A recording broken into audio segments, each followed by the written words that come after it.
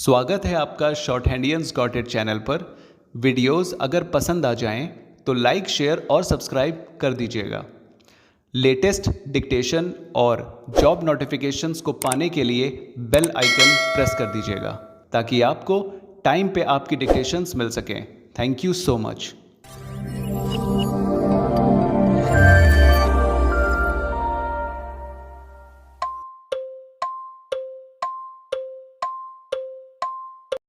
Ready? Start. The self-identified gender can be either male or female or a third gender. Hijras are identified as persons of third gender and are not identified either as male or female.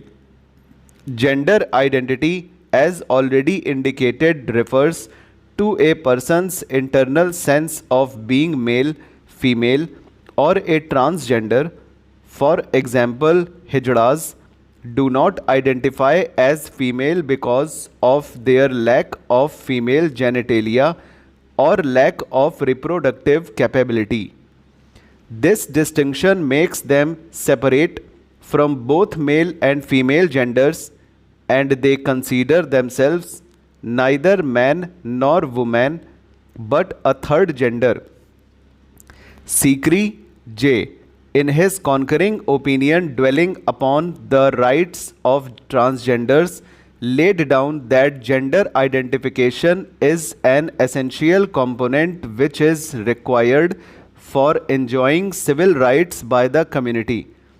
It is only with this recognition that many rights attached to the sexual recognition as third gender would be available to the said community more meaningfully, viz. the right to vote, the right to own property, the right to marry, the right to claim a formal identity through a passport and a ration card, a driver's license, the right to education, employment, health, and so on. Emphasizing on the aspect of human rights, he observed, there seems to be no reason why a transgender must be denied of basic human rights, which includes right to life and liberty with dignity, right to privacy and freedom of expression, right to education and empowerment, right against violence, right against exploitation, and right against discrimination, the third gender. The Constitution has fulfilled its duty of providing rights to transgenders. Now it is time for us to recognize this and to extend and interpret the Constitution in such a manner to ensure a dignified life of transgender people. All this can be achieved if the beginning is made with the recognition of TG as third gender. The aforesaid judgment, as is manifest, lays focus on inalienable gender identity and correctly connects with human rights and the constitutionally guaranteed right to life and liberty with dignity. It lays stress on the judicial recognition of such rights as an inextricable component of Article 21 of the Constitution and decries any discrimination as that would offend Article 14, the fons juris of our Constitution. It has to be borne in mind that search for identity as a basic human ideal has ruled the mind of every individual in many a sphere like success, fame, economic prowess, political assertion, celebrity status, and social superiority, etc.